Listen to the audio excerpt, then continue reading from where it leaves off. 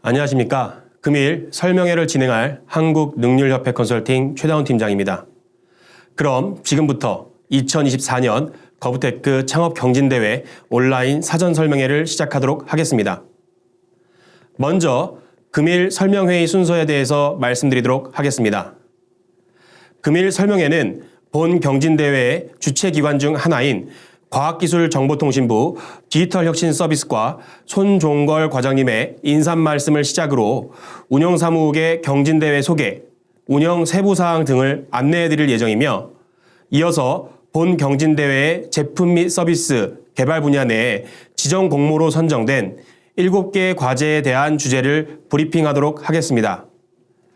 브리핑까지 마치고 나면 다음으로 한국과학기술원의 김숙경 교수님께서 거부테크에 의해 관련 산업 동향 및 전망이라는 주제로 약 20분간 강연을 맡아주실 예정이며 이어서 포렉스랩의 김선영 대표님께서 공공데이터의 이해 및 활용이라는 주제로 약 30분간 강연을 진행해 주시겠습니다. 마지막으로 설명회 진행간 채팅창을 통해 취합된 질문에 대해 응답하는 시간을 갖는 것으로 설명회를 끝마치도록 하겠습니다.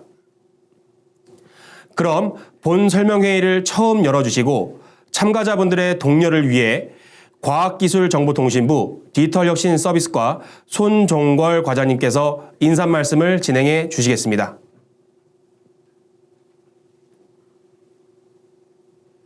여러분 안녕하십니까? 과학기술정보통신부 손종걸입니다.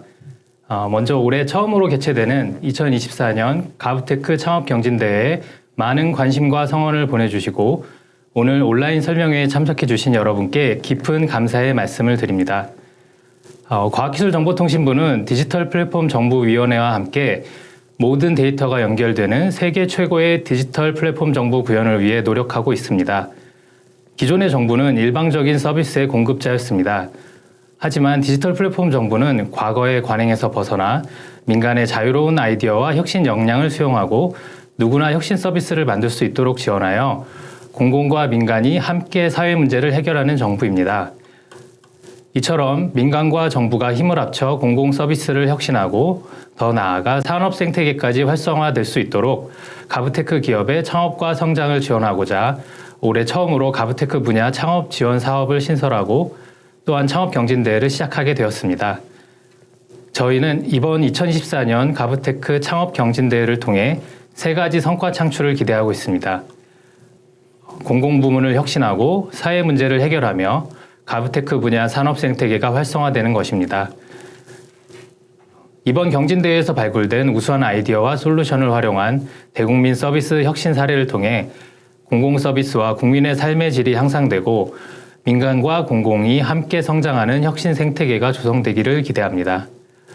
과학기술정보통신부는 디지털 플랫폼 정부의 주관 부처이자 ICT 분야 기업 성장과 해외 진출을 총괄하는 전담 기관으로서 이번 경진대회를 통해 발굴된 여러분의 창의적이고 혁신적인 아이디어가 향후 정부 공공 서비스의 개선으로 이어지고 더 나아가 창업과 성장, 해외 진출로 연결될 수 있도록 노력하겠습니다. 다시 한번 오늘 이 자리에 참여해 주신 여러분께 감사드리며 적극적인 참여와 도전을 통해 모두 만족스러운 결과를 얻으시길 기원하겠습니다. 감사합니다. 네, 과학기술정보통신부 손종걸 과장님의 인사말씀 잘 들었습니다. 이렇게 직접 설명회에서 인사말씀을 진행해 주셔서 정말 감사합니다. 그럼 본격적으로 2024년 거부테크 창업경진대회에 대한 소개를 시작하도록 하겠습니다. 먼저 2024년 거부테크 창업경진대회 주최기관과 주관기관을 소개해드리도록 하겠습니다. 본 경진대회는 디지털 플랫폼 정보위원회와 과학기술정보통신부에서 공동으로 주최하였으며 정보통신산업진흥원의 주관하에 개최되었습니다. 본 경진대회 사업 목적은 디지털 플랫폼 정부 관련 우수 아이디어를 보유한 유망 창업자를 발굴해 거부테크 분야의 기술 창업을 촉진하는 데 그 목적이 있습니다. 경진대회 참여 대상은 거부테크 분야에 관심이 있는 개인 또는 2인 이상의 단체이며 공모 분야는 크게 아이디어 기획 분야와 제품 및 서비스 개발 분야로 나뉩니다. 두 가지 분야에 모두 의료, 교통, 주거, 복지 등 공공 서비스 전 분야의 데이터를 활용하는 자유 공모가 있으며 제품 및 서비스 개발의 경우 자유 공모와 더불어 6개 부처 및 기관에서 수요가 있는 7가지 주제의 지정 공모가 있습니다. 아이디어 기획회의 분야의 경우 개인 또는 팀으로 이루어진 예비 창업자가 참여 가능하며 제품 및 서비스 개발 분야의 경우 예비 창업자뿐만 아니라 사업자도 참여가 가능합니다. 각 단계별 산출물에 대해서 뒤에서 상세히 말씀드리도록 하겠습니다. 다음으로 본 경진대회의 추진 일정에 대해서 말씀드리겠습니다. 경진대회는 지난주 월요일인 7월 22일 공고되었으며 오늘 온라인 사전 설명회가 종료된 뒤 다음 주 월요일인 8월 5일부터 본격적인 참가자 접수가 시작되어 8월 30일 금요일에 마감됩니다. 9월 초에 진행되는 1차 평가는 서류 평가로 진행되며 참가자분들께서 접수해 주신 내용을 기반으로 수상작의 3배수인 48개작을 선발합니다. 통과작에게는 참가자 지원으로 맞춤형 공공데이터 활용 교육 및 기술, 비즈니스 멘토링을 진행하여 아이디어 기획서 및 개발 보고서를 기반으로 업그레이드할 수 있는 기회를 제공받으실 수 있으며 이를 기반으로 10월 말 최종 산출물 제출 및 11월 초 2차 평가인 발표 평가가 이루어지게 되며 동시에 최종 심의를 통해 최종 수상작을 선정하게 됩니다. 마지막으로 11월 13일에서 15일 중 수상작을 대상으로 시상식과 성과 공유회를 진행하는 것으로 경진대회는 마무리될 예정입니다. 일정은 추진 과정에서 변경될 수 있다는 점 확인 부탁드립니다. 그렇다면 이제 단계별 제출 서류에 대한 말씀을 드리도록 하겠습니다. 9월 초까지 초기 산출물을 접수받고 있으며 아이디어 기획 분야의 경우 아이디어 기획서, 개인정보 동의서, 서약서를 제품 및 서비스 개발 분야의 경우 개발 보고서, 개인정보 동의서, 서약서를 제출받으시면 됩니다. 10월 말 제출하시는 최종 산출물은 아이디어 기획 분야의 경우 사업화 방안을 담은 아이디어 리포트, 제품 및 서비스 분야의 경우 프로토타입 혹은 GUI 형태의 시제품을 제출하시게 됩니다. 그렇다면 참가작들이 가장 궁금해하실 시상금 및 품격에 대해서 말씀드리겠습니다. 해당 내용은 분야에 따라 나뉘며 총 16개작에 대해 8천만 원의 상금이 수여됩니다. 아이디어 기획 분야의 경우 대상 1개 팀 800만 원, 최우수상 2개 팀 각각 500만 원, 우수상 2개 팀 각각 300만 원, 장려상 3개 팀 각각 200만 원이 수여되며 대상과 최우수상의 경우 디지털 플랫폼 정보위원회 위원장 상이, 우수상과 장려상은 정보통신산업진흥원 원장상이 수여됩니다. 제품 및 서비스 개발 분야의 경우 대상 1팀 1,500만 원, 최우수상 2팀 각각 800만 원, 우수상 2팀 각각 500만 원, 장려상 3팀 각각 300만 원이 수여되며 대상 및 최우수상의 경우 과학기술정보통신부 장관상, 우수상과 장려상의 경우 정보통신산업진흥원 원장상이 수여됩니다. 이외에도 입상작에게는 차년도 거부테크 창업기업 지원사업 신청 시 우대할 예정이오니 많은 관심과 접수 부탁드립니다.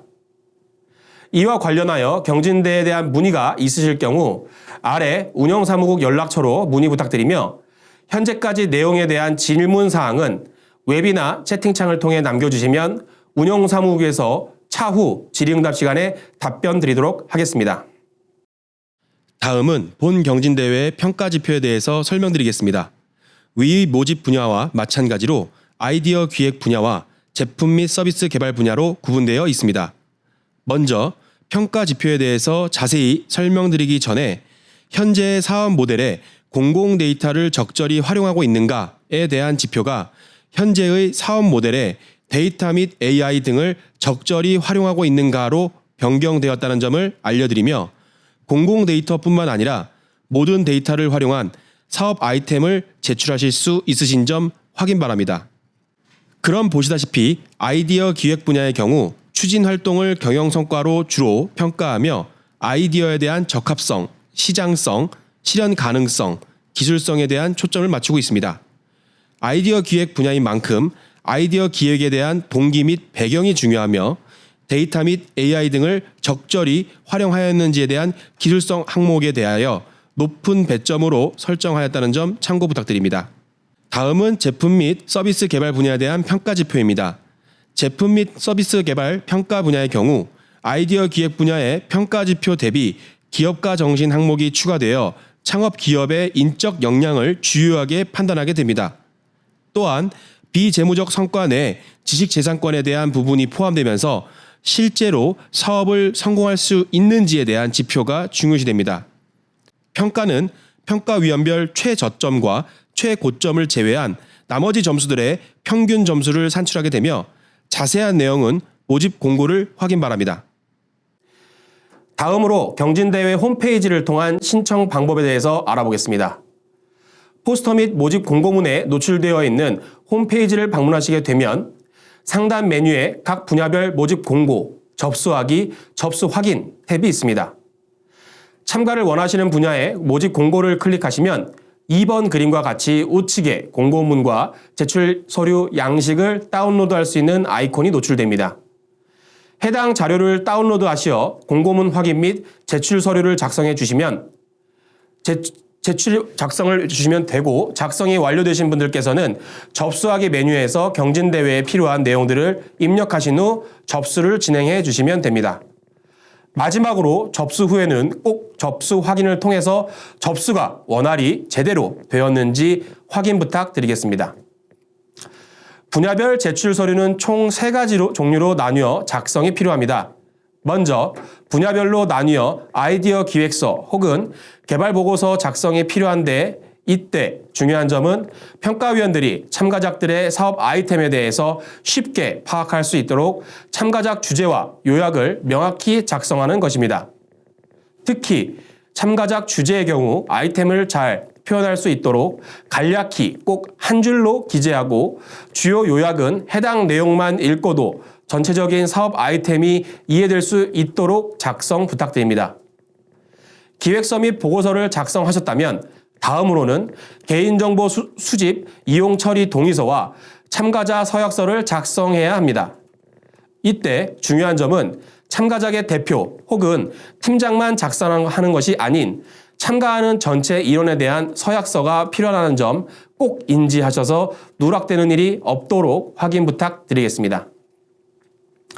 다음으로 공공데이터와 거부테크에 대한 이해도를 높일 수 있도록 운영사무국에서 준비한 내용에 대해서 설명드리도록 하겠습니다.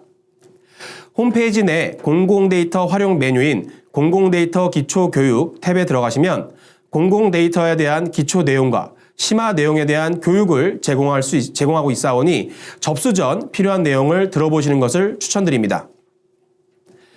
다음으로 본 경진대회에서 가장 중요하다고 할 수 있는 공공데이터 활용 방법에 대해서 설명드리겠습니다. 아이디어 기획 분야의 경우 전 분야의 공공데이터를 활용할 수 있는 자유공모로 진행되지만, 제품 및 서비스 개발 분야의 경우 자유공모 및 더불어 각 부처 및 공공기관의 수요로 정해진 지정공모가 존재합니다. 경진대회 홈페이지에서 공공데이터 활용 메뉴에 데이터 활용 탭을 들어가시면 그림과 같이 공개되어 있는 공공데이터를 활용하는 여러 플랫폼들이 존재하며, 각 참가자들은 필요한 분야의 플랫폼을 방문하여 원하는 데이터를 활용하실 수 있습니다. 다음은 지정 공모에 대한 필요한 데이터를 어떻게 활용하는지 방법에 대해서 말씀드리겠습니다. 지정 공모의 경우 각 부처 및 기관별로 제공한 데이터가 운영사무국의 클라우드에 업로드되어 있습니다. 해당 바로가기 링크를 클릭하시면 네이버 웍스 드라이브로 넘어가게 됩니다. 해당 링크를 통해 입장하신 분들 가운데 관심 있는 기관의 데이터에 접근이 가능하게 되어 있으며, API 데이터의 경우 보안 등의 이슈로 인해 표기된 링크를 통해 공공기관 데이터 포털로 가시면 활용 신청하시기를 신청하셔서 인증키를 받아 활용하실 수 있습니다.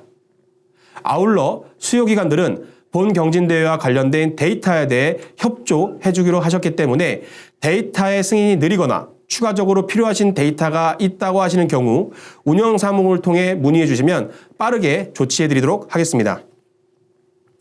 마지막으로 자주 묻는 질문에 대해서 간단히 설명드리고 경진대회 개요에 대해서 마치도록 하겠습니다. 자세한 내용은 홈페이지에서 확인하실 수 있으며 금일 온라인 설명회에서는 중요한 내용 몇 가지에 대해서만 말씀드리겠습니다. 먼저 표에 있는 세 번째 질문, 팀원 수에 대해서 말씀을 드리겠습니다. 아마 이 부분에서 가장 많은 저희가 사전 질문이 있었기 때문에 답변을 드리겠습니다. 우선 팀원 수에 대해서는 제한을 두고 있지 않습니다. 다만 최종적으로 수상작에 선정될 경우 상장에 기입할 수 있는 최대 인원은 제한될 수 있다는 점 양해 부탁드립니다. 그럼 이 페이지에서 첫 번째 질문에 대해서 한번 말씀드리겠습니다. 타 사업 또는 대회의 복수 지원은 가능하나 이 경우 동일한 연도에 지원하신 공모전 및 경진대회에 수상 이력이 있으신 경우 과거 타 공모전 및 경진대회를 통해 동일한 아이템으로 누적 상금 3천만 원 이상 받으신 경우 타인의 지식재산권을 침해할 수 있는 우려가 있는 아이템의 경우에는 최종 심의에서 수상에 제외될 수 있다는 점 확인 부탁드립니다. 그럼 지금부터는 한국능률협회 컨설팅 차민규 컨설턴트가 각 기관의 수요에 대한 지정 공모 주제를 설명드리도록 하겠습니다. 네, 안녕하십니까. 지정 공모 주제에 대한 설명을 진행할 한국능률협회 컨설팅 차민규 컨설턴트라고 합니다. 그럼 지금부터 본 경진대회 수요를 가진 기관들의 지정 공모 주제에 대해 설명드리도록 하겠습니다. 앞서 운영사무국에서는 본 경진대회를 위해 다양한 공공 데이터를 활용하는 기관들을 대상으로 수요 조사를 진행하였고 표에 보이실은 6개 기관에서 각 기관별 수요를 토대로 지정 공모 주제로 선정하였습니다. 그럼 지금부터 첫 번째 주제인 여성가족부의 지역별 긴급 돌봄 서비스 수요 예측을 통한 매칭률 향상 서비스부터 마지막 7번째 주제인 한국환경연구원의 인구 주거 및 환경 정보를 활용한 시민생활환경 개선 서비스까지 설명드리도록 하겠습니다. 첫 번째로 지역별 긴급 돌봄 서비스 수요 예측을 통한 매칭률 향상 서비스에 대해서 설명드리겠습니다. 현재 여성가족부에서는 별도의 플랫폼으로 아이 돌봄 서비스를 운영하고 있습니다. 하지만 아이 돌봄이 부족, 사용자 거주지와의 거리, 동시간대 수요 집중 등으로 연계가 원활하지 않은 상황입니다. 특히 긴급 돌봄 서비스의 경우 주요 이용층인 저소득층에 대한 수요는 높은 데 반해 적절한 공급이 이루어지지 않아 사회적 측면에서 빠른 개선이 필요한 서비스라고 판단하고 있습니다. 기관에서 원하는 기대 효과는 서비스 매칭률이 낮은 시, 군, 구 내 지역의 수요와 공급을 신속히 파악하여 서비스 이용자 수, 신청 건수, 아이 돌봄 사수, 매칭률 등의 달성이 최적화되도록 운영하는 것입니다. 이와 관련된 데이터로는 여성가족부 아이 돌봄이 현황 정보에 다양한 공공 데이터들이 제공되며 추가적으로 필요한 자료들은 운영사무국으로 요청 주시면 여성가족부에 협조 요청하여 대응하도록 하겠습니다. 두 번째는 한눈에 보는 전국 체육시설 강좌 목록 제공 서비스입니다. 이와 관련하여 현재 공단에서는 스포츠 강좌 이용권 사업을 운영하고 있습니다. 스포츠 강좌 이용권 사업은 취약계층, 유청소년 및 장애인들을 대상으로 건전한 여가활동을 통한 삶의 질 향상 등을 위해 바우처를 제공하는 복지사업입니다. 하지만 최근 조사에 따르면 시민들이 체육시설을 잘 이용하지 않는 가장 큰 이유는 체육시설에 대한 정보가 없어서로 나왔고 해당 이용권이 사용 가능한 강좌 정보는 현재 누리집을 통해 제공 중이나 아직 추가적인 기능이 필요한 상황입니다. 공단에서는 현재 서비스에 추가적인 기능을 제공하여 사용자 편의성을 높이기 위해 위치 기반 거리순, 그리고 요일별, 그리고 가격대별, 시설 구분별 등의 필터 조건 다양화와 지도 형태로 한눈에 전국의 지역별 체육시설 분포가 식별 가능한 서비스를 필요로 하고 있습니다. 아울러 공단에서는 기존 보유하고 있는 K-스포 가맹 체육시설 강좌뿐만 아니라 올해 말 전국 공공체육시설에 대한 데이터를 활용할 수 있도록 가공 작업을 진행 중에 있습니다. 이러한 내용을 토대로 참가자들은 경진대회뿐만 아니라 이후에도 더 발전된 사업을 펼쳐나가실 수 있을 것으로 판단됩니다. 다음은 예금보험공사의 부동산, 미술품 등 통합 공매 물건 조회 서비스입니다. 예금보험공사는 예보공매정보라는 플랫폼을 통해 파산금융회사 파산 절차에 의하여 채권자에게 배당되어야 할 파산금융회사 매물의 정리를 통해 지원한 금액을 해소하고 있습니다. 하지만 현재 이 플랫폼은 대중적으로 잘 알려지지 않은 상황이라 매각이 필요한 물건에 대해서 원활하게 자산 정리 및 회수가 이루어지지 않고 있습니다. 이러한 측면에서 예금보험공사 측은 이러한 애로사항을 해결하는 측면의 일환으로 원활한 자산 정리 및 회수를 위해 공공기관 등이 보유한 매각 물건 정보를 통합 제공하고 민간 기업의 기술을 통해 자산 보유 기관과 매수 희망자 간 매칭에 도움을 주는 플랫폼의 수요가 있습니다. 본 경진대회를 통해 기대하는 바로는 결과물을 통해 예금보험공사뿐만 아니라 다양한 유관기관과 데이터 연계 등을 통해 공공기관 등 매물에 대한 정보를 제공함으로써 공매 물건에 대한 대국민 인지도를 제고하고 더 나아가 축적된 매물 정보를 분석하여 공매 물건의 가격 변동 추세나 기업들의 투자 경향 등을 시사할 수 있을 것으로 기대됩니다. 다음은 한국방송광고진흥공사의 광고 데이터를 활용한 마케팅 지원 서비스입니다. 한국방송광고진흥공사는 약 20여 년간 광고 마케팅과 같이 광고와 관련된 내부 데이터를 축적하고 있으며 이번 경진대회를 통해 이러한 데이터들이 민간에서 활용되어 중소기업 및 산업에 많은 시너지 효과를 낼 수 있기를 원하고 있습니다. 이 수요를 통해 얻을 수 있는 기대 효과로는 중소기업 시장의 광고 마케팅 현황, 특징, 효과 등을 체계화하고 과거의 사회적 이슈를 기반으로 한 새로운 사업 모델 개발이나 데이터를 활용한 사회적 문제 해결 방법론 제시 등을 통해 지속 가능한 사회적 가치 창출이 가능할 것으로 보고 있습니다. 경진대회 홈페이지에서 우측에 관련 데이터들을 제공하고 있으며 추가적으로 사업 아이템 개발을 위해 필요한 데이터는 운영사무국에 요청을 주시면 빠른 시일 내에 공사의 협조를 얻어 제공할 수 있도록 하겠습니다. 다음은 한국조폐공사의 전국 지역사랑상품권 정보 제공 및 연계 서비스입니다. 지역사랑상품권은 다들 아시다시피 대중적으로 많이 알려져 있습니다. 하지만 이를 활용할 수 있는 민간 서비스 및 관련 사업 육성은 미비한 상태입니다. 또한 몇몇 시군구를 기준으로 상품권 사용 가능 가맹점 명칭 및 위치 안내 서비스가 제공되고 있으나 전국적으로는 제공되고 있지 않은 것이 현실입니다. 공사에서는 이러한 애로사항에 착안하여 전국 단위로 배달 앱, 택시, 건강 서비스 등 지역사랑 상품권 사용 가능 가맹점을 손쉽게 확인할 수 있는 서비스를 필요로 하고 있습니다. 예상 추가 가능한 플랫폼 기능으로는 우측 하단에 보이실은 내용과 같이 지역사랑 상품권 사용 가능 지점 실시간 조회, 상품권 소득 공제 및 혜택 정보 제공 등이 있습니다. 다음 주제도 마찬가지로 한국조폐공사의 수요로 전국 지역사랑 상품권 가맹점 연계 맞춤형 관광 추천 서비스입니다. 이전의 주제인 정보 제공 서비스에 관광이라는 항목을 추가하여 민간에 제공할 수 있는 서비스를 개발하는 것이 목표입니다. 현재 지역사랑 상품권의 경우 본인이 거주하는 지역 외에는 구입하여 사용하지 않고 있는 경우가 대다수입니다.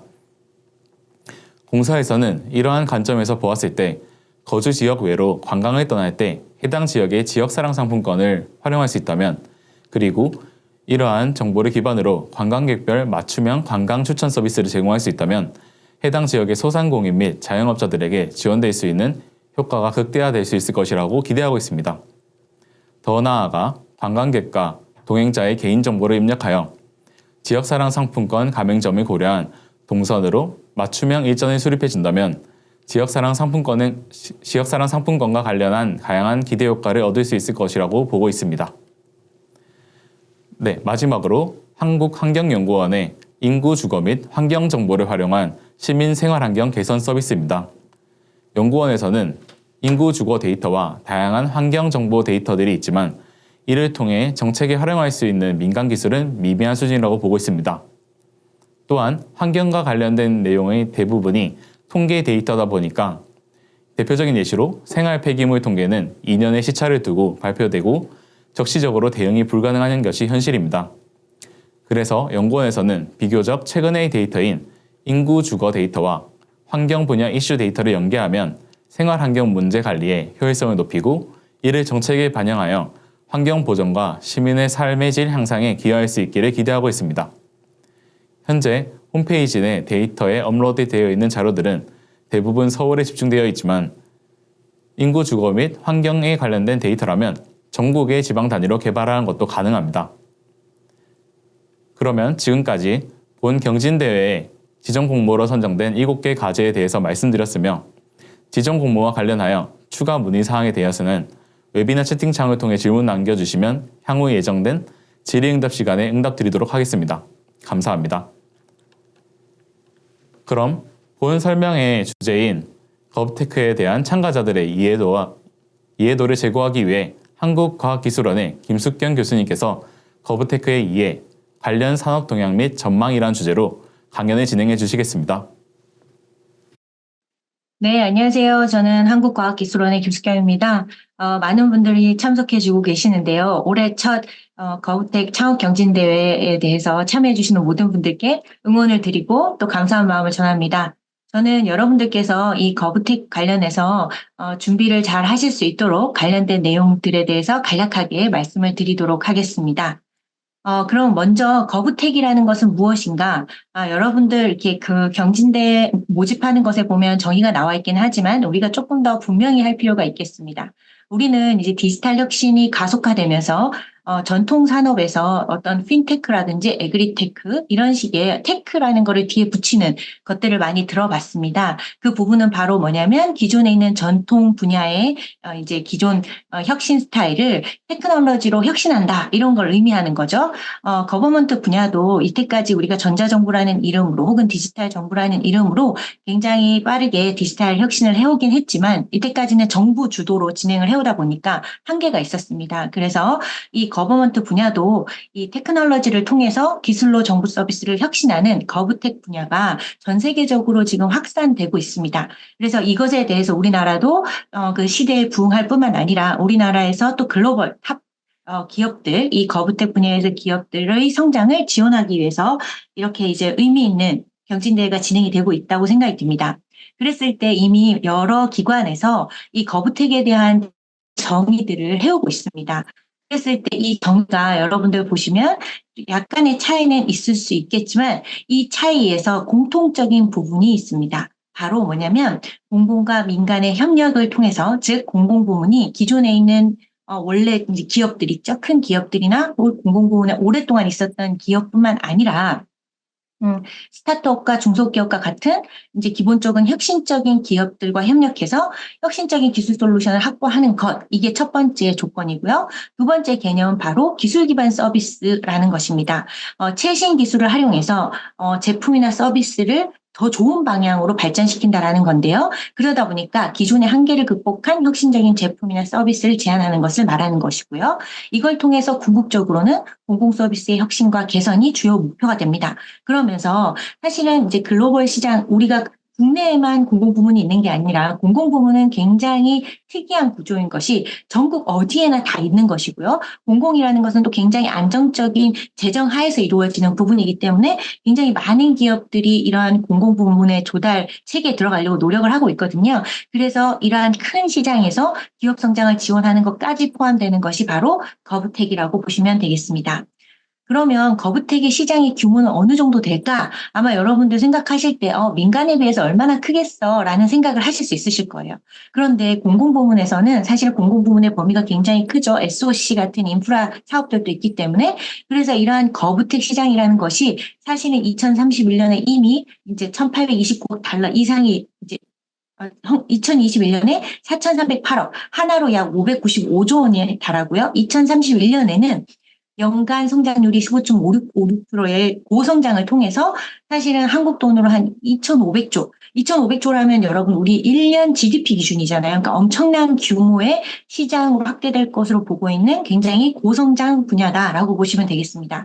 그중에서도 특히나 아시아 태평양 지역이 세계 최대의 거브테크 지역 점유율을 차지할 것으로 이 부분에 대해서 과기부에서 이렇게 적극적으로 지원하는 이유도 바로 이러한 성장에 우리나라 기업들도 많은 이제 기여를 할 수 있도록 하기 위함입니다. 그러면 최근에 이 거부텍 시장의 주요 이제 트렌드는 어떻게 되느냐? 이렇게 8가지 트렌드로 좀 정리가 될 수 있는데요. AI나 클라우드 데이터 분석 등의 기술 기반의 혁신이 주로 이 얘기가 되고 있다. 특히나 클라우드 컴퓨팅, 공공 서비스 자동화, AI나 데이터 분석, 사이버 보안, 그리고 디지털 시민 신원이라고 디지털 ID라고 부르기도 합니다. 그리고 정부 데이터 관리, 거기에 시민 참여 몰입형 현실 같은 것들이 주요한 트렌드로 보고 있고요. 그럼 여러분들이 이제 혹시 참고할 만한 레퍼런스가 있을까라고 생각한다면 이러한 레퍼런스도 이미 거부텍 분야를 어떤 스타트업의 되게 중요한 분야로 보고 펀딩을 하고 있습니다. 그리고 이렇게 스타트업들도 이렇게 이제 구분이 되어 있는데요. 앞에서 말씀드린 이렇게 8대 분야별로 이렇게 잘 요즘에 이제 뜨고 있는 기업들도 나타나고 있습니다. 그러면 여러분들께서 좀 아이디에이션 할 때도 이런 분야의 이러한 기업들이 어떠한 솔루션의 서비스를 제공하고 있는지 이런 부분들도 참고하실 수 있겠습니다. 뿐만 아니라 이 소프트웨어적인 측면에서도 분야별로도 기존 기업뿐만 아니라 최근에 이렇게 디지털 기술들 혹은 혁신 기술들을 접목하여서 서비스나 제품을 이제 업그레이드하고 있는 많은 기업들이 있다. 그래서 지금 말씀드리는 대로 이 시장이 나는 아직은 생소할지 몰라도 굉장히 이제 발전을 하고 있는 분야구나라고 이해하실 수 있을 것입니다. 그중에서 제가 한 개의 기업을 소개해드리고 싶은데요.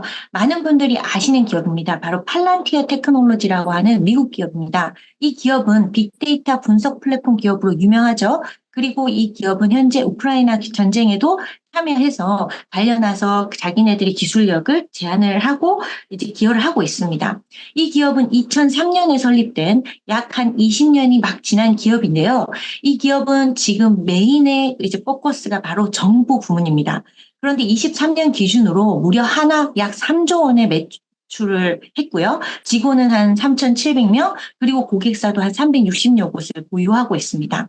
현재 시가총액은 하나 약 83.7억 원 상당에 이제 우리가 해당이 되기 때문에 83.7조 원에 해당이 되기 때문에 굉장히 큰 회사로 이미 성장을 했다라고 보시면 됩니다. 그러면 이러한 팔란티어 테크놀로지라는 기업이 어떻게 공공 부문에 특화한 기업으로 성장할 수 있었느냐?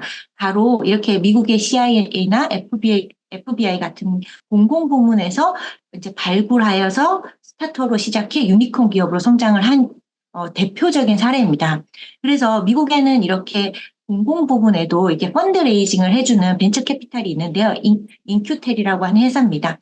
이 회사를 통해서 발굴이 되어서 파일럿을 통해 3년에 걸쳐 이제 펀드와 정부기관의 적극적인 협력으로 아웃풋을 만들어낸 것이죠.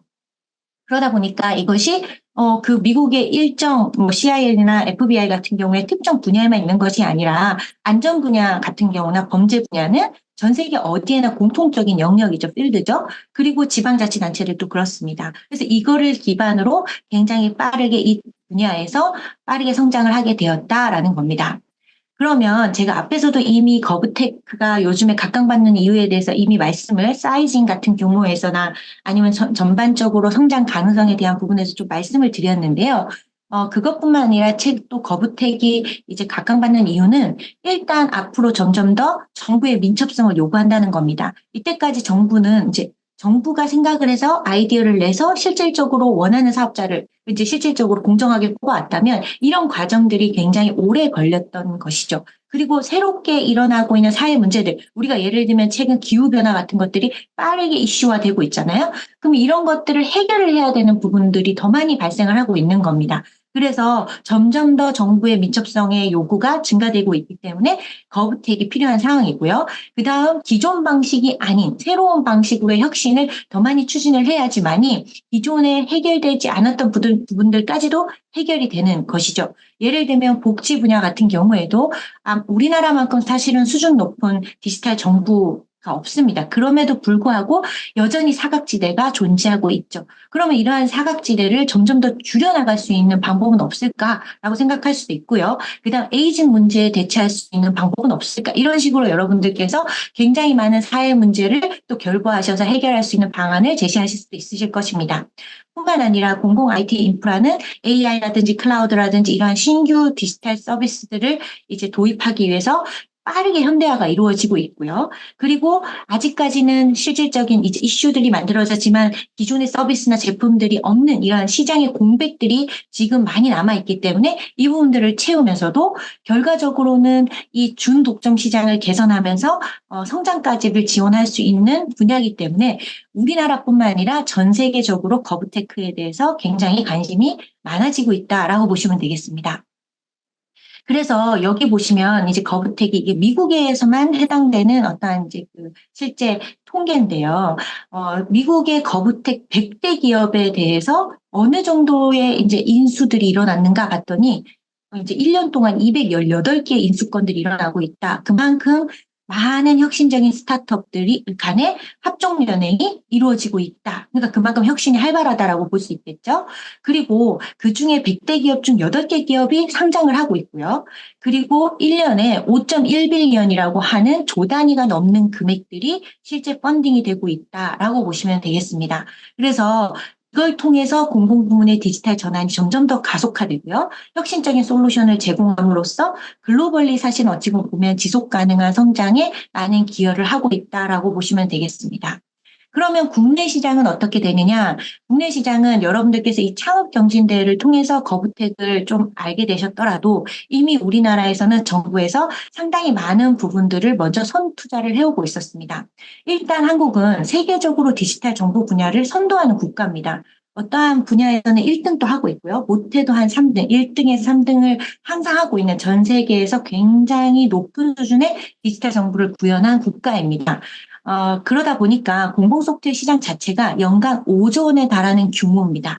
그렇기 때문에 이 스타트업에게도 굉장히 매력적인 사업 기회를 제공하고 있습니다. 뿐만 아니라 제 다음에도 이제 발표해 주실 분께서 공공 데이터에 대한 얘기를 해주겠지만 한국은 공공 데이터 분야에서도 전 세계 1등을 하는 국가로서 공공 분야의 데이터들을 민간이 활용할 수 있도록 굉장히 많이 이제 오픈을 하고 있거든요. 그렇기 때문에 이걸 통해서 공공 서비스를 개선하고 여기에 따른 하나의 이제 그 사례를 통해서 글로벌로의 시장 진출 기회를 확대할 수 있는 굉장히 좋은 브랜딩을 가지고 있다라고 보시면 되겠습니다.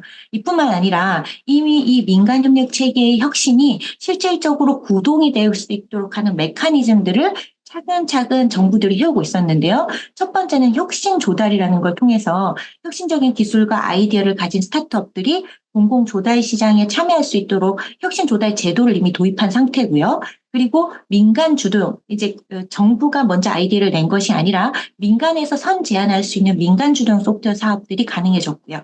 그리고 마지막으로는 전 세계적으로 요즘 소프트웨어들은 대부분 사스 기반이죠. 클라우드 기반입니다. 이것들을 디지털, 우리나라 대한민국 디지털 이제 정부 전략 자체에 아주 중요한 포인트로 사스 시장을 지원하기 위해서 굉장히 많은 노력들을 하고 있기 때문에 이렇게 거부텍 창업 경진대회에서 좋은 결과를 받으신 분들께서는 이러한 국가적인 인프라를 활용해서 또 하나의 성장을 할 수 있는데 굉장히 큰 모티베이션이 되지 않을까라고 생각이 듭니다. 마지막으로 그럼 여러분들께 이제 어떻게 하면 이 거부텍 분야에서 정말 더 좋은 거부텍을 만들어낼 것인가, 이런 서비스와 솔루션을 만들어낼 것인가에 대한 부분들을 좀 말씀을 드리도록 하겠습니다. 시장이 크다고 해서 시장이 크면 성장 기회가 많죠. 하지만 그만큼 경쟁자도 많을 수 있습니다. 그렇기 때문에 이때까지 해결되지 못한 그 문제 그 자체, 어떤 부분이 해결되지 못하고 있는지 그 문제 해결에 먼저 집중이 되어야 합니다. 물론 혁신적인 솔루션과 서비스면 거기에 따른 기술도 굉장히 중요하지만 기술과 문제 간의 적합성이 굉장히 중요합니다. 그래서 정부와 시민의 문제점을 정확히 파악해서 효과적인 해결 방안을 제시해야 합니다. 그랬을 때 이 효과적인 해결 방안은 기존의 솔루션과는 차별화가 되어 있어야 되고요. 어찌 보면 생산성이 훨씬 더 높다거나 뭐 예를 들면 우리가 디텍션, 감지를 하는데 훨씬 더 잘 해낸다거나 이런 식의 성과 기반의 아웃풋이 나올 수 있어야 되는 거고요. 그다음 결과적으로 이 서비스나 솔루션을 쓸 사람은 누굴까요? 시민이거나 공무원입니다. 그렇기 때문에 사용자 중심의 디자인이 굉장히 중요한데요. 정부 서비스는 이용자 누구나 쓸 수 있어야 돼요. 남녀노소.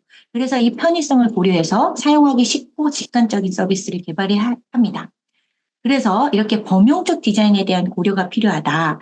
그리고 무엇보다 여러분, 이제 우리는 이제 과학적인 서비스를 해야 되지 않습니까? 그렇기 때문에 데이터 활용 전략을 가지고 계셔야 됩니다. 그래서 만약 여러분들께서 공공 데이터를 적극적으로 활용할 수 있거나 추가적인 데이터를 수집함으로써 이제 서비스를 더 낫게 할 수 있다면 이런 부분들이 훨씬 더 좋은 지속 가능한 성장을 가져올 수 있을 것입니다. 그래서 데이터 분석을 통해서 정확한 통찰력을 얻고요. 그리고 효율적인 정책 수립이나 서비스 개선에 활용해야 합니다.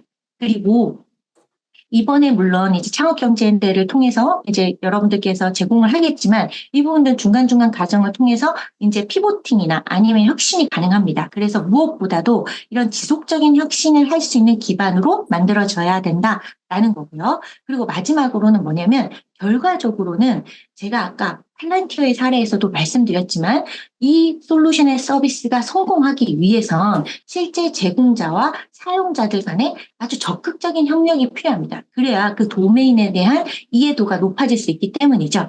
그래서 정부의 정책이나 규제에 대한 이해도를 높이고 그 다음에 정부와의 적극적인 협력을 통해서 시너리티를 창출할 수 있도록 해주시면 감사하겠습니다. 여기까지 이제 거부텍에 대한 기본적인 이해, 그 다음에 산업 그리고 전망에 대한 부분들을 말씀을 드렸습니다. 저의 짧은 이제 그 발표였지만 여러분들이 이렇게 경진대회를 준비하는 데 있어서 조금이라도 도움이 됐기를 바라면서 이만 마치도록 하겠습니다. 감사합니다. 네, 김숙경 교수님의 강의 잘 들었습니다. 우리가 생소하던 거부테크에 대한 이해도를 높일 수 있는 아주 소중한 시간이었던 것 같습니다. 다음으로는 본 경진대회가 공공데이터를 활용하는 것이 기초인 만큼 참가자들이 공공데이터를 잘 활용할 수 있도록 포렉스랩의 김선영 대표님께서 공공데이터의 이해 및 활용이라는 주제로 강연을 진행해 주시겠습니다. 네, 안녕하세요. 공공데이터의 이해 및 활용이라는 주제로 강연을 드릴 포렉스랩의 김선영 대표입니다. 네, 저는 포렉스랩에서 대표이사를 하고 있고 동시에 유한대학교 컴퓨터 소프트웨어 공학과에서 겸임 교수를 하고 있습니다. 공학 박사과정을 함께 하고 있어서 굉장히 바쁜데 공공데이터를 활용해서 개발 프로젝트를 진행해 본 경험이 몇 차례 있고 지금도 공공데이터를 활용한 프로젝트를 진행하고 있는 만큼 경험이나 사용 위주로 강연을 좀 해보면 좋을 것 같습니다. 네, 목차는 다음과 같습니다. 공공데이터는 무엇이고 어떻게 사용할 수 있는가, 그리고 직접 개발을 했던 경험을 바탕으로 해서 앱 서비스에 어떻게 활용을 했는지 사례를 하나 설명드리고요.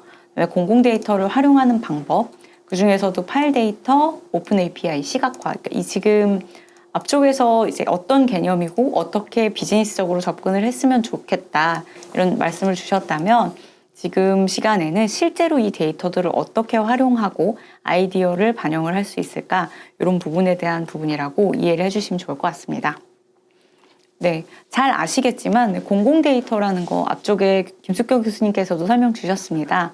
공공기관에서 전자적으로 생성 또는 취득해서 관리하고 있는 모든 데이터베이스 이런 것들을 공공데이터라고 하는데 세계 1위 수준으로 공공데이터를 취합을 해서 개방을 잘 하고 있는 게 바로 우리나라라고 말씀을 주셨습니다. 통계청에서 가지고 온 설명이고요. 이 공공기관이 생성 또는 취득해서 관리하는 데이터를 이제 자유롭게 사람들이 이용을 하고 재활용할 수 있도록 하는 것, 그리고 상업적이나 비영리적으로도 이용을 할 수 있도록 권한을 부여하고 이 데이터에 대한 API를 열어주거나 데이터를 다운로드 받거나 또는 응용하거나 활용할 수 있는 시각화 자료로 만들어줄 수 있는 부분까지 굉장히 체계적으로 제공이 되고 있습니다. 대표적으로는 공공데이터 포털에서 데이터를 활용을 할 수가 있는데 그 밖에도 많은 공공데이터를 얻을 수 있는 경로가 있습니다. 간단하게 아까 설명을 주셨는데요. 지금 요 거부테크 창업경진대회 사이트 여러분 들어와서 보셨을 겁니다. 요 페이지 보시면 오른쪽에 공공데이터 활용이라는 부분이 있고 여기서 데이터를 활용할 수 있는 플랫폼들을 정리를 해서 사이트에 업로드를 해주셨습니다. 그래서 공공데이터 포털, 제가 말씀드릴 부분, 국가데이터 포털 이런 식으로 요 사이트들을 통해서 다양한 공공데이터를 얻으실 수 있고 이 얻으신 데이터를 활용을 해서 아이디어에 반영을 하거나 앱 서비스나 웹 서비스, 서비스들을 개발하거나 아이디어를 내는데 활용을 하실 수가 있습니다. 여기를 참조해 주시면 좋을 것 같고요. 네, 이렇게 공공데이터 포털, 아까 말씀드린 여기 중에서 맨 앞에 바로 가기 눌러보면 공공데이터 포털이 연결이 되어 있습니다. 이런 사이트들을 통해서도 이용을 할 수가 있다. 이렇게 설명을 드릴 수 있겠습니다. 네. 제가 사용을 했던 공공데이터를 사용을 해서 서비스를 제공했던 사례를 하나 간단하게 가지고 와봤습니다. 네, 패치업이라고 하는 앱 서비스이고, 사실 이 서비스는 제가 추강하고 있는 대학에서 반려동물을 키우는 학생이 있었어요.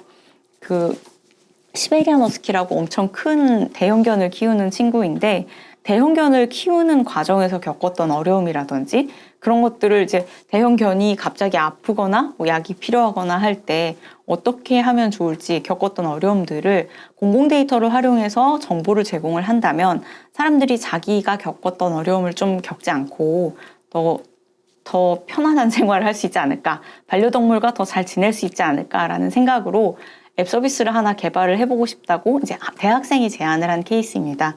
그래서 요거를 공공데이터를 활용을 해서 앱으로 개발을 하고 런칭하는 과정에서 제가 같이 참여를 했었고요. 간단하게 설명을 드리면 이제 동물병원은 여러분 잘 아실 겁니다. 자기 위치 주변으로 해서 우리가 동물병원 정보를 불러와서 내 위치 근방에 있는 동물병원을 거리순 또는 여러 가지 데이터를 기준으로 해서 앱 서비스를 통해서 GPS 정보와 함께 섞어서 표현을 해주는 서비스고요. 이 서비스의 포인트는 동물 약국이었습니다. 여러분, 동물 약국이 있다는 사실은 잘 모르시는데요. 동물들도 약을 되게 많이 먹는다고 합니다.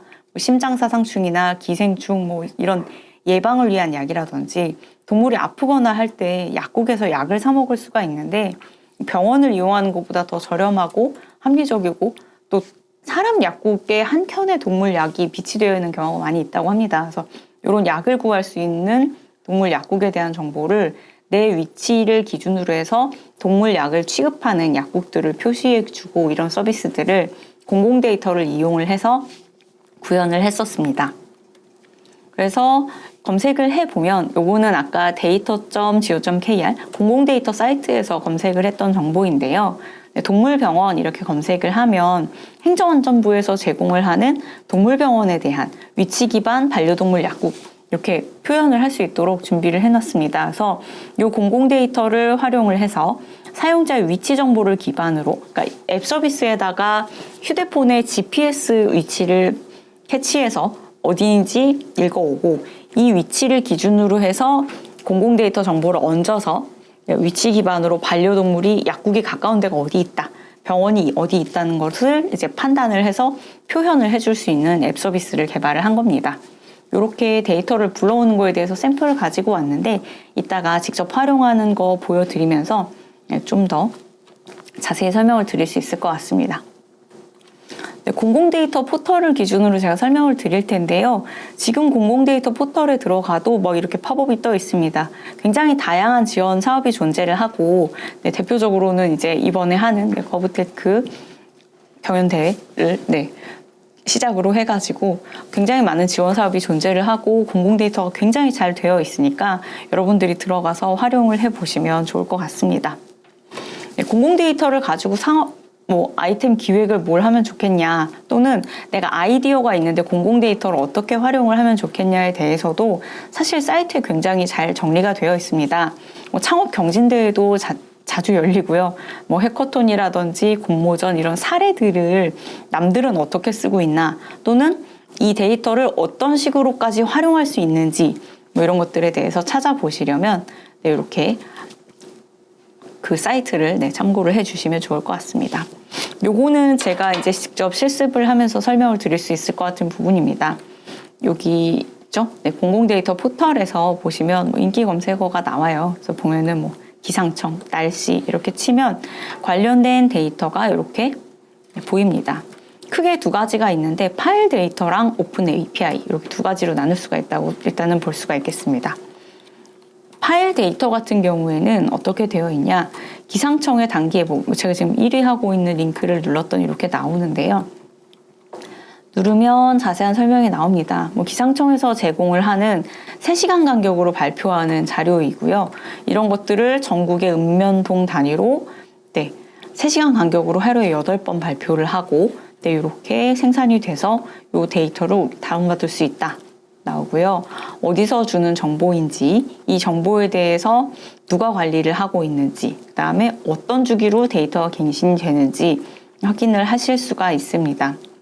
지금 보면은 여기 같은 경우에는 기관 자체이니까 기상청이 되겠죠. 여기서 다운로드를 받을 수 있다. 이렇게 누르시면은 여기서 그냥 파일을 다운로드 받을 수 있도록 이렇게 개방이 되어 있습니다. 보시면은 지역을 선택을 하고요.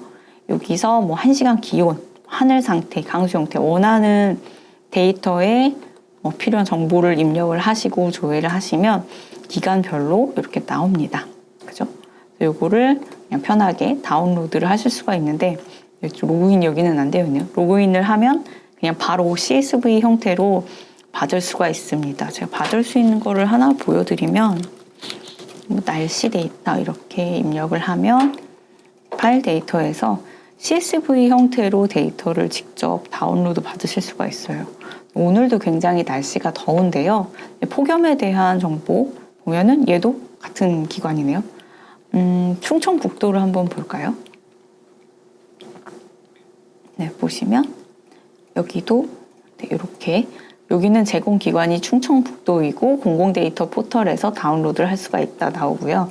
무료로 이용할 수 있고 이용 허락 범위에 대해서 제한이 없다고 나옵니다. 자세한 내용은 읽어보시면 되지만 이거를 그냥 자유롭게 사용을 할 수 있다는 내용이고 이런 식의 형태로 충청북도의 날씨 정보를 이렇게 받아볼 수가 있습니다.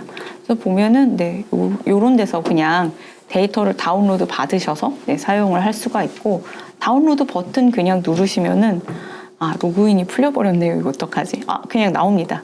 이렇게 보면 이렇게 엑셀을 통해 가지고 CSV 파일은 엑셀로 받아보실 수가 있습니다. 그래서 이렇게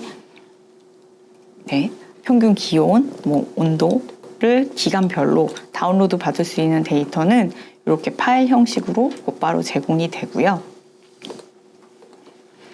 그 다음에 두 번째로 제가 설명을 드리고 싶은 부분은 앱 서비스 개발할 때 좀 가장 많이 활용하실 수 있는 오픈 API입니다. 오픈 API 같은 경우에는 지금 우리가 조금 더 시위적인 데이터가 필요할 때 또는 우리가 데이터를 지금 아까 엑셀이나 CSV 형태로 통째로 다운로드 받는 거 말고 제공해주는 공공기관이나 단체의 서버에서 필요한 형태로 필요한 자료만 뽑아다가 내 앱 서비스에 표시를 하고 싶다. 제가 만들었던 패치업 같은 경우에 사용자의 위치를 기반으로 해서 이 위치 기반에 가까운 반경 몇 킬로미터에 들어있는 특정 동물 약국의 상호 또는 주소, 전화번호 이런 것들 필요한 정보만 긁어다가 앱에다가 표시를 해주고 싶다고 할 때 사용을 하는 게 오픈 API입니다. 여러분들이 가장 많이 보셨을 서비스는 아마 버스 정보일 거예요. 오픈 API에서 버스가 어디 있는지에 대한 정보를 조회를 합니다. 사실 버스가 어디 있는지에 대한 정보 같은 경우에는 엑셀 차트로 지금 전달을 받을 수가 없겠죠. 왜냐하면 실시간으로 버스의 위치가 바뀌니까 지금 내가 서 있는 위치에서 내가 타고자 하는 버스가 어느 정류장을 지나고 있는지 이런 것들이 실시간으로 계속 기록이 되고 이런 오픈 API는 API의 형태로 앱 서비스에서 가져다가 사용을 할 수 있도록 제공이 됩니다. 그래서 개발자가 이 API의 주소를 받아다가 앱 서비스에다 심어서 사용자는 우리 앱 서비스를 통해서 기관에서 제공되는 서버의 데이터를 받아서 표시를 해주게 되는 겁니다. 이런 것들 사용을 하는 건데 보실 때 주의해야 될 사용이 있습니다. 제가 지금 한국조폐공사의 지역사랑 상품권 운영 정보를 검색을 한번 해봤는데 보통 이런 게 있습니다. 심의 유형이 있어요. 검색을 지금 본인의 아이디어를 한번 가지고 검색을 해보시면 바로 보실 수가 있을 겁니다. 얘 같은 경우에는 개발 단계에서는 자동 승인, 운영 단계에서도 자동 승인이라고 표시가 됩니다. 이게 무슨 뜻이냐면은 내가 이 API를 사용하고 싶어요 라고 신청을 하면 조폐공사에서 이걸 보고 너는 누구고 너는 어떤 일로 이걸 쓰려고 하는구나 오케이 승인을 해줄게 하고 승인 버튼을 누르는 게 아니고 이거는 시스템에서 필요하다고 신청을 하면 곧바로 자동 승인을 시스템이 내려보내주는 형태입니다. 그래서 이거는 받으면 지금 바로 그냥 불러다가 사용을 할 수 있는 형태가 되고요. 이런 부분이 굉장히 잘 되어 있습니다. 그래서 공공 데이터 같은 경우에 자동으로 승인을 해서 내가 필요한데? 라고 검색을 하면 곧바로 나와서 사용을 할 수 있게. 시의성이 막 시간이 엄청 오래 걸리고 뭐 결제 라인이 있고 이런 것들이 아니니까 이런 것들은 그냥 쉽게 사용을 할 수 있다고 생각을 하시면 될 것 같습니다. 그래서 REST API로 제공을 하고 있고 데이터 포맷은 JSON XML이다. 이런 식으로 나옵니다. 요거를 한번 제가 사용하는 거를 보여드리고 싶은데 이 로그인이 잠깐 풀려가지고 혹시 화면을 잠깐 전환해 주실 수 있을까요? 네, 그러면 제가 로그인을 해서 사용하는 것들을 한번 보여드리겠습니다. 됐을까요? 네. 잠시만 기다려주세요. 돼버렸다. 네네. 감사합니다. 네, 됐습니다. 여기서 뭐 날씨라고 검색을 하면 날씨에 대한 데이터가 나오고 오픈 API를 어떻게 쓰는지 그냥 간단하게 보여드릴게요. 이렇게 쭉쭉 필요한 데이터를 뽑을 수가 있습니다. 제가 아까 여기서 데이터를 하나 받아놨는데 그냥 보여드릴게요. 창녕군의 날씨 정보를 보고 싶다. 들어가서 창녕군에서 제공을 하고 이거 사이트를 들어가야 되는군요.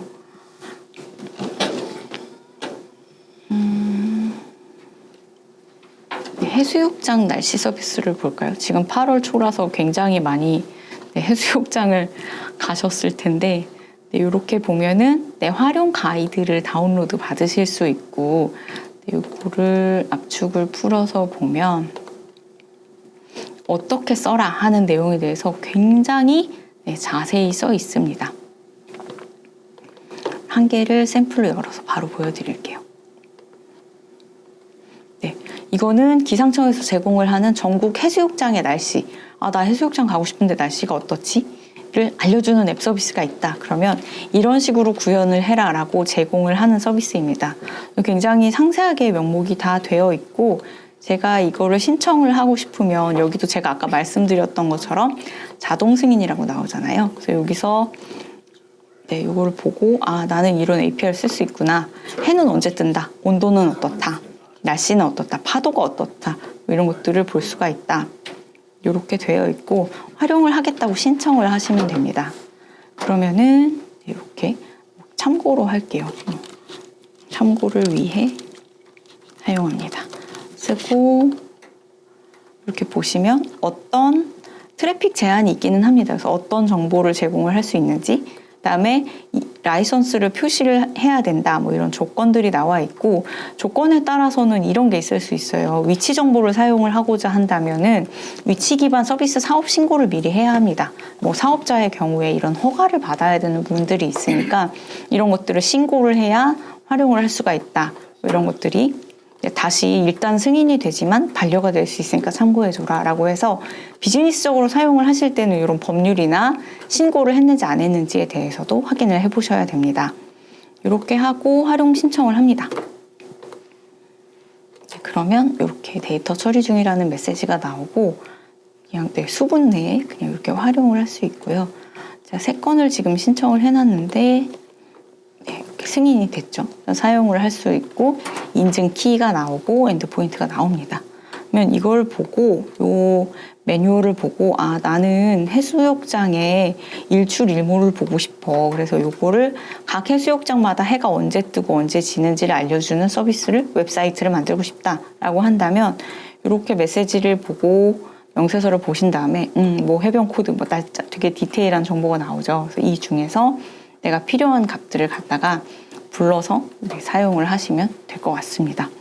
이건 뭐 개발자 분들이 보시는 페이지라서 뭐 여러분들이 보실 때 조금 어려울 수도 있긴 한데 실제로 구현하는 사람들의 입장에서 봤을 때는 굉장히 편하게 되어 있어요. 이렇게 상세하게 설명을 잘 해줬구나 라고 생각을 할 수가 있는데 거의 불러오면 이런 얘기입니다. 이렇게 요청을 하면 이런 답이 들어오고 이 답을 앱 서비스에 표현해 주는 부분만 구현을 하면 돼서 개발하는 입장에서는 굉장히 쉽게 확인을 할 수가 있다고 생각할 수 있습니다. 그래서 이런 식으로 단계를 따라서 가다 보면 매뉴얼을 조금 꼼꼼하게 읽어보시면 어렵지 않게 사용을 하실 수가 있으니까요. 내가 어떤 아이디어가 있다.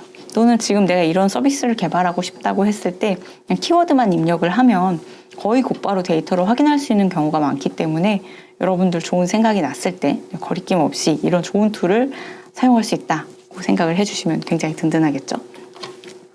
마지막으로 간단하게 말씀드리고 싶은 거는 시각화 정보입니다.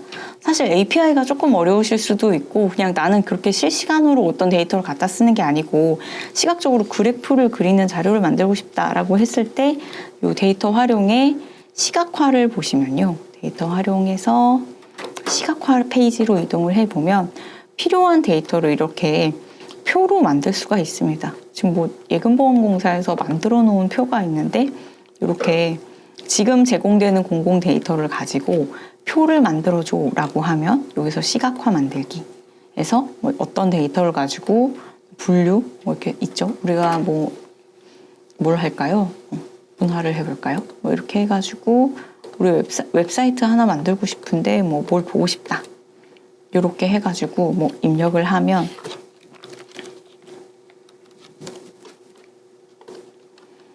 여기서 데이터를 활용을 할 수 있게 됩니다.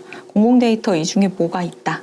뭐 여기서 보면은 뭐 행정사 사무소 현황, 인천광역시 택시에 장착된 뭐 도로 내 IMU 센서 데이터 뭐 이런 식으로 쭉쭉 나오고요. 뭐 푸드뱅크에 대해서 내가 보고 싶다 그러면 집어넣어서 차트를 눌러주면 차트가 표시가 되게 됩니다. 막대 바로 해볼까요? 그러면 이렇게 어디에 어떤 데이터가 있다. 난으로 나오네요. 네, 이렇게 데이터를 만들 수가 있습니다. 원하는 모양대로의 데이터를 만들고 이거를 이렇게 다운로드를 받고 공유를 할 수 있다든지 소스 코드를 가져다가 쓸 수 있다든지 이렇게 가공하는 부분까지 사이트에서 제공을 하고 있으니까 이런 부분을 활용을 해보시면은 더 뭐 사이트를 만드는 것이라든지 앱 서비스나 논문을 쓸 때도 굉장히 많은 도움을 받으실 수 있을 거라고 생각이 됩니다. 네, 여기까지 설명을 드렸고 더 궁금하신 부분은 강연이 끝나고 Q&A 시간에 이어서 물어보시면 될 것 같습니다. 창업경진대회 기간 안내는 아마 다시 드릴 것 같고요. 앞쪽에서 설명을 잘 해주셨으니까 여러분 이 기간 동안에 좋은 아이디어가 있으시면 또는 내가 이걸 진짜 잘 만들 수 있겠다는 생각이 드시면 여러분 주저하지 말고 도전을 해보시면 좋을 것 같습니다. 네, 강의는 여기까지 하겠습니다. 모두 여러분 응원을 드리고요. 모두에게 좋은 결과가 있기를 기원합니다. 감사합니다. 네, 그럼 이것으로 금일 2024년 거부테크 창업경진대회 온라인 사전설명회를 모두 마치도록 하겠습니다. 추가 문의사항은 홈페이지에 내 Q&A 게시판 혹은 카카오톡 1대1 채널을 통해 물어보시면 빠른 시일 내에 답변을 드릴 수 있도록 하겠습니다. 그리고 설명회 사전 신청부터 참가까지 진행을 해주신 분들께 저희가 무작위로 30분을 추첨하셔서 이 무더운 여름 시원하게 보내시라고 스타벅스 아이스 아메리카노 쿠폰을 제공해 드릴 예정이오니 많은 기대 바랍니다. 저희가 이거는 별도로 추첨을 해가지고요. 개별 연락을 드릴 수 있도록 하겠습니다. 그럼 지금까지 경청해 주신 여러분께 다시 한번 감사의 말씀을 드리며 본 설명을 토대로 대회 접수 마감까지 많은 관심과 참여 부탁드립니다. 감사합니다.